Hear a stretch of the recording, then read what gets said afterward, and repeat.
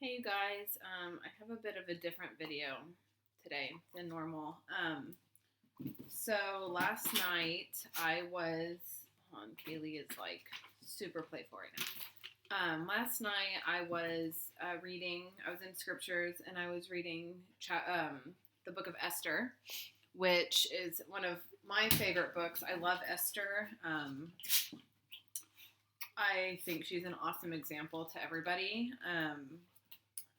And it just shows what can happen if you obey. So I've always loved Esther. So I was reading through it last night. It's not a very long book. If you've never read it, I highly encourage you to do so from start to finish. It's like a short story. But I read it this time through a different lens, and I don't know if I meant to or if it's. Hold on, I'm freezing and my fan is making me cold. I don't know if I read it through a different lens just because I'm constantly thinking about the business. But I got something totally different out of the story than I usually do. And I just felt led to share with you what I read.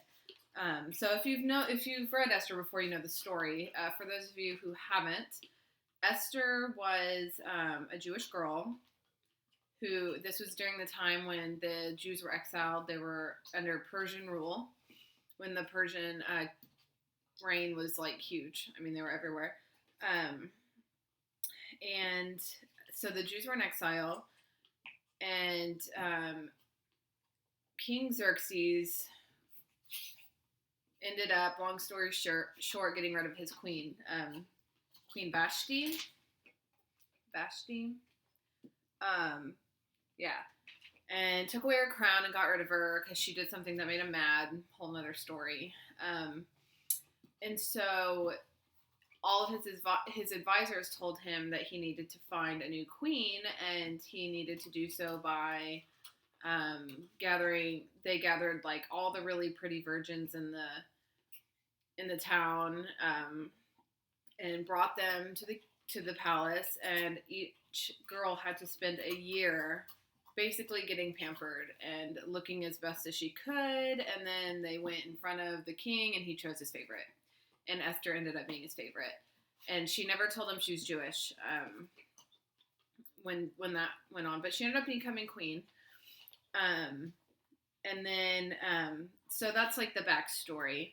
And so then, you need to know a little bit more before I pick up. So there was this guy, Haman, who sucked. He hated he hated Mordecai, who was Esther's cousin who raised her because her parents had died. So Haman was the king's right hand and hated Mordecai. And so instead of everyone told him, just kill Mordecai. You have like a ton of power, just kill Mordecai. And he's like, no, that's not good enough. I'm going to kill all the Jewish people in the whole Persian rule, like everybody. It would have totally wiped out the whole culture, the whole race, and he wanted to do that. And so he got the king to sign an ordinance to do this one day in the future, like a couple months from then, I guess, a month, I don't know, to wipe out the Jews. So Mordecai told Esther what was going on, and he said, don't think that you're going to get away from this because that you're the queen. You're still Jewish. They'll kill you too. So that's where I pick up.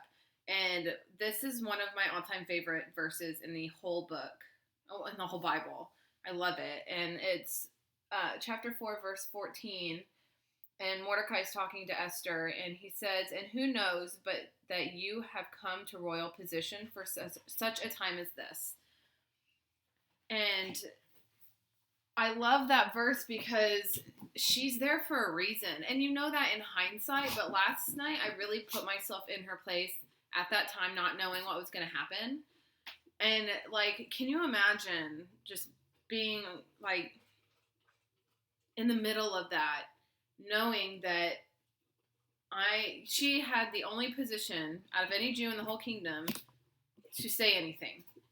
to say anything. And part of the problem was that the king had to summon you to see him, and he hadn't summoned Esther in a month. So she's like, I can't just go up and talk to him because I haven't seen him. I mean, they'll kill you if you just go up to him. That was the law. But anyway, I wrote that down because you're where you are for a reason. And sometimes I don't always say everything happens for a reason because bad things happen that God doesn't want to happen. God doesn't want children to die. God doesn't want car accidents. God doesn't want those things. Crap happens because we live in a sinful, fallen world. But you are in this business at this time for a reason. And I know why I'm in this business at this time for this reason. There's a lot behind that. I've done a lot of soul searching to figure it out and nail it down and really see my purpose in this. And so I kind of encourage you to do that too. Why are you here? Why are you in this business at this time? What is that reason? So that was my first point. And then my second point is just the next verse. So like I said, she would die if she approached the king. And so he says, and who knows but that you have come to royal position for such a time as this. Then Esther sent this reply to Mordecai. Go, gather together all the Jews who are in Susa and fast for me. Do not eat or drink for 3 days, night or day. And I and my maids will fast as you do. When this is done, I will go to the king, even though it is against the law. And if I perish, I perish. And that is probably my second favorite verse of the whole Bible. Because she was willing to die to do what she feels that God has called her to do. I mean, if the king was not in a good mood or woke up crabby, he would kill. Remember Henry VIII? That's like child's play compared to King Xerxes, like for real. So she could die. I mean, 9 times out of 10, she'll probably die. And so she is just so courageous in this instance. And I always say, if Esther can go and talk to a king about her people and obey God that way, and that's why she was fasting, that to understand God's will.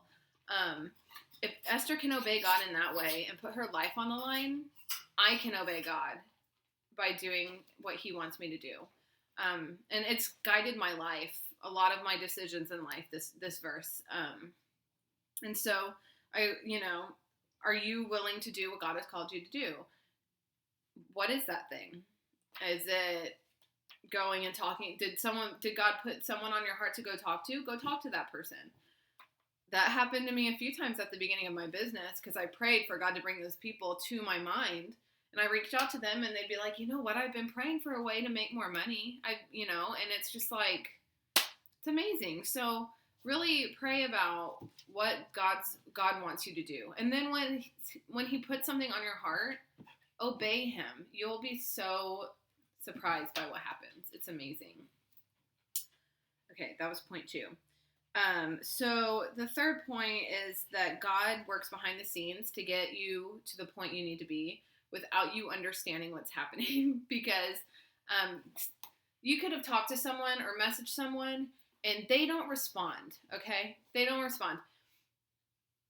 You don't know what's going on in their life to where they can reach out to you in a year and be like, this is my time, I'm ready. You don't know what's going to happen. And that came up because, Haman hates Mordecai, but Mordecai ends up catching assassins that were planning on killing King Xerxes. So,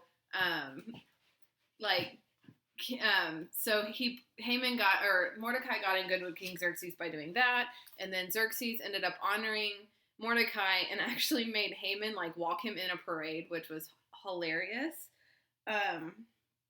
And so then just all these things in the backstory that are slowly raising Esther's family up and knocking Haman down. And you'll see at the end of the story that matters a lot. But things are happening in the background. You don't know what's happening in someone's life. So keep chugging away. Keep doing what you're doing. And eventually all those things are going to come together. Okay? Keep doing what you're doing. Okay, and then in chapter 7, that's when Esther finally asked the king to save her people, save her life. And the king didn't even know, because he didn't even know that she was Jewish. And she's like, yeah, I'm Jewish. I'm going to die in like a week. And the king got so mad. So, that's where Haman kind of went down, because he knows that Haman is the one that authorized that. And anyway, the point is that Esther was brave. And if you don't know the story, it took her 3 tries to ask the king. The king asked what she wanted when she approached him, and she chickened out and said, I'd like to have you and Haman over for dinner. And then she had him over for dinner, and king asked again, okay, what is it that you want? And she chickened out again and said, just come back to dinner tomorrow night. Like, how many of us have done that? Me. I chicken out so much in all aspects of my life. And then the 3rd time, she finally got the word vomit and just blah. That's how I am. If I'm nervous to do something, I just have to word vomit it out. But anyway, she was brave. She was brave, and mountains moved. Kingdoms changed, hearts changed. The entire Jewish race, was saved because she was brave. So what are some things that we need to be brave about? Like, really? I mean, I know my personal things. I'm working on them. We all have things that are stopping us from doing those things. But I really challenge you to act brave in this business. Message those people you're scared of messaging. Do those things you're scared of doing. Again, I'm a work in progress. I'm not perfect in this, but be brave. Okay. Then, so because she was brave, so many things happened. She saved her whole race. And then because the king knew that Haman wanted to kill the people, Haman gets hanged, right? So they hang Haman. Mordecai goes from being a guy who hangs out at the gate because his cousin / daughter, who he raised, they're not the same, but like his cousin that he raised as his own daughter, is the queen now. So he's of course wanting to hang out over there and keep an eye on her. And, she's a little Jewish girl in this big kingdom. And anyway, so he goes from being that guy to being second in command. I mean, it says that Xerxes took off his signet ring, which he had reclaimed from Haman, and presented it to Mordecai. So Mordecai took Haman's place of power. And it's just amazing. And it just shows you that God blesses your action. If he commands you to do something and you obey with action, he's going to bless that. And that, I have chills. Like, I've lived that before. And this business, I've lived that. I mean, I felt 1,000% called to start this business. Even though it goes against I'm sure I have anxiety, all this other stuff. So it goes against, what people would think I'm good at. But I felt so called to do it, and it's exploded. God will bless your action, and I cannot stress that enough. And he can also, to go along with that, he can make the impossible happen. He took a little Jewish girl with no parents, a Jewish orphan, and which, if you didn't have parents back then, it's like you're pretty much screwed. But she had Mordecai, who was kind enough to take her in. And then this Jewish guy who was about to die, and now he's second in command, like queen and second in command. That's in a place where they're in exile, not even their own kingdom. Like, they're in exile there, and now they're queen and second in command. So it just shows that anything is possible. God can do anything, and I'm struggling with that right now. I'm really wholeheartedly believing that he can do anything, because I have a long way to go to hit my goals. I am working my tail off. I'm doing everything I think I can do. And I pray daily. I'm doing everything I think I can do. And if it's, God will bless that action. And I'm having a really hard time. And I mean, I'm being honest here. I have a hard time believing that he can move mountains, which is dumb, because he can. He can move mountains. He can make anything happen.